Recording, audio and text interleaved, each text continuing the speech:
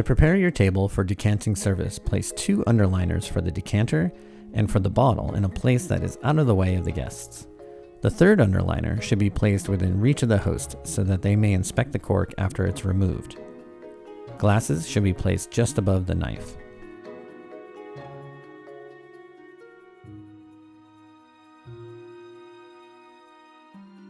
When the decanting service is finished, you should offer to remove the cork from the table.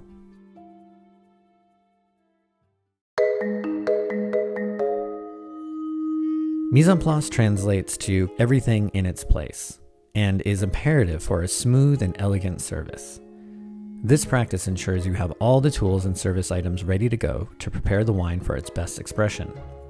The tools needed are a cradle to securely transport the wine from the cellar to the table and extract the cork without disturbing the sediment, serviettes to work cleanly and avoid drips.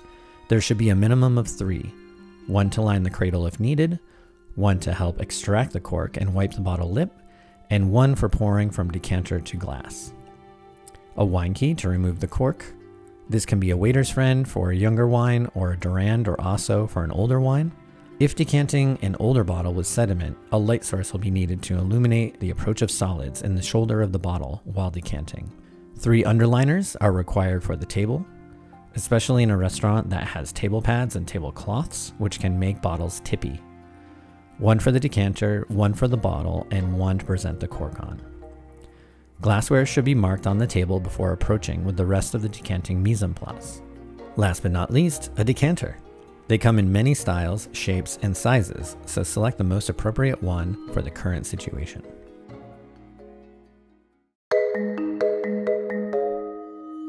Finding the right spots for all of your equipment while opening will depend on which hand is dominant. Experiment with different configurations to see what flows best for you. When putting the bottle in the cradle, the most important thing is to ensure it's set in the same orientation as it was in the cellar to preserve the collection of sediment.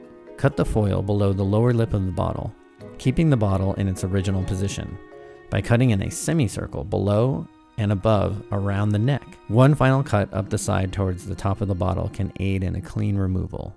Remove any foil detritus or cellar funk from the top of the cork with a damp serviette. Insert the worm of your wine key directly into the middle of the cork and turn until there is only 1 coil left on the worm, as this will ensure you haven't pierced through the bottom of the cork, which can cause pieces to break off and fall into the wine. Extract the cork as cleanly as possible and then wipe the lip of the bottle once more to remove any sediment or pieces of cork.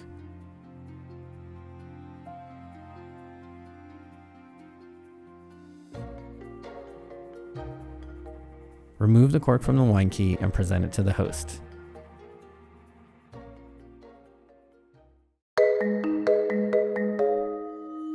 To start decanting, position yourself and your mise en place so that every movement counts. Gently remove the bottle from the cradle and position the shoulder over the light source so that you can look straight down on it to see when the sediment arrives. With your free hand, grab the decanter and start decanting slowly to avoid any glugging of air which will disturb the sediment. When sediment presents itself, stop pouring immediately to preserve as much clear wine as possible in the decanter.